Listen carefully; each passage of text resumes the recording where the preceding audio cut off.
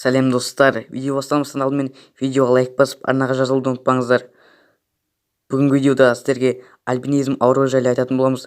Видеоны соңына дейін тамашалаңыздар, өте қызықты болады. Сіздермен бірге білез арнасы.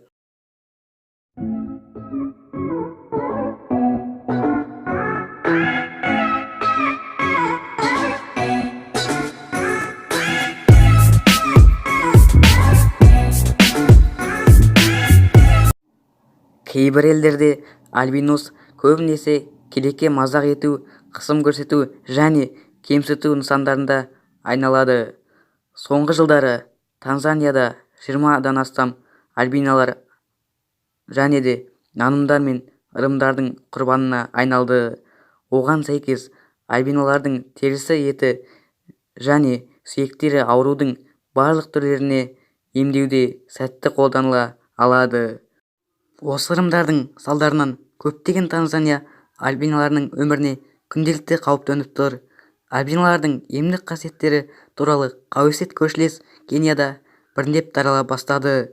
Израильде Альботта қызы дүниеге келген Ивардан келген басқындар отбасынан баспана алу ісі болды. Керман-Будлак синдромы дене жасушаларында альбинизмді тромбоциттердің лизосомасының жинақталуын қамтиды. В которой живут двое детей альбиносов. Две девочки появились на свет с разницей в 13 лет. Интересно, что их брат совершенно на них не похож, имеет смуглую кожу и темные волосы. О загадках природы и жизни сестер в одном из солнечных городов страны расскажет наш корреспондент. Рождение второй дочери альбиносов в семье Кавакановых подтвердило предположение родителей. В роду уже были белые люди, уверяет 38-летняя мать Айман Саркытова. Однако ген альбинизма передался только девочкам. Средний сын Айман больше похож на отца и мать. Сын у меня, хотя он вот сейчас начались вопросы, почему они такие. Бұл дене тіндерінде стероидтың жиналуына әкеледі.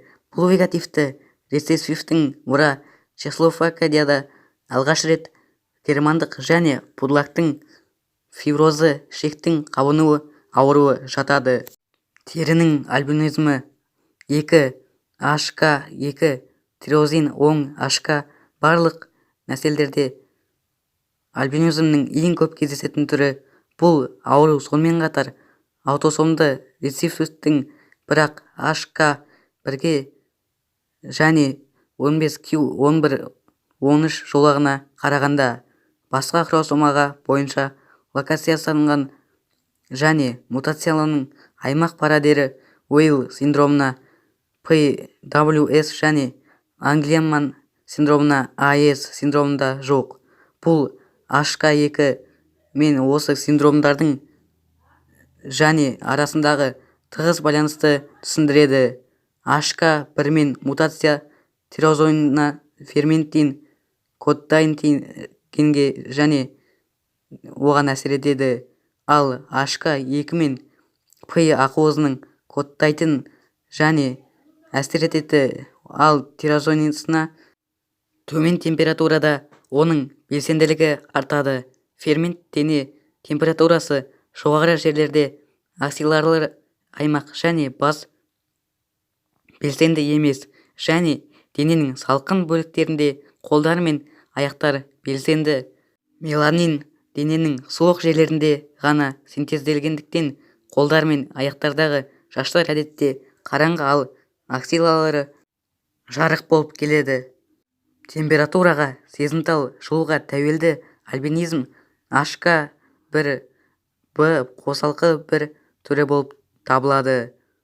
Бұл тирозинасына генінің мутациясы нәтижесіндегі пайда болады. Бұл температураға сезімтал тирозинасы ферменттердің пайда болуына әкеледі. 37 градус температураға тәуелді тирозиналардың белсенділігі қалыпты тирозинаға белсенділіктің және кейде оқушысы шекарасымен шектеледі.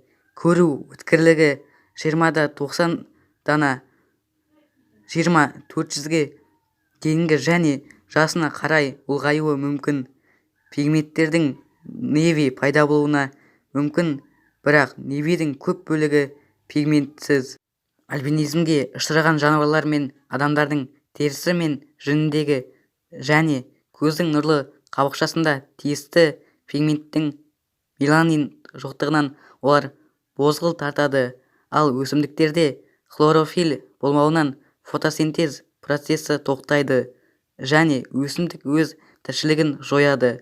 Альбинизмге шалдыққан организмді альбинос деп атайды. волосы и радужная оболочка глаз. Альбиностардың жарықта сезінуі өте жоғары болады. Ультрафиолета, а Лабораториялық жануарлардың қоян, егеуқұйрық, тышқан, тағы басқалары таза альбиностарды тек зерттеу жұмыстары үшін өсіріледі. носы, языки, уши, пальцы альбиносов, чтобы сварить зелье, якобы приносящее удачу. Есть даже свой жуткий прескурант. Конечность белого африканца минимум $500, максимум 75 тысяч. В России альбиносы с такой дикостью, конечно же, никогда не сталкиваются, но им все равно приходится непросто. О своих проблемах и о своих победах эти необычные люди рассказали нашему корреспонденту Роману Никифорову.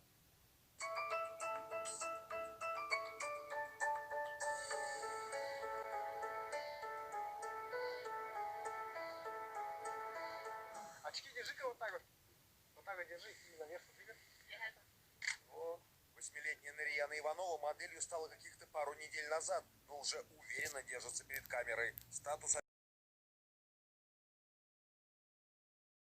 Альбиностар туа пайда болған жануарлар мен адамның тері жабынында және көздерінің нұрлы қабағында түрлі түс беттері, пигменттері, клеткалары және әртүрлі белгілер көріне бастайды. Альбинизм реңсіздік организмнің өзіне тән түсінің жоғалуы. Альбинизм рецессивтің генге байланысты тұқым қуалайтын белгі.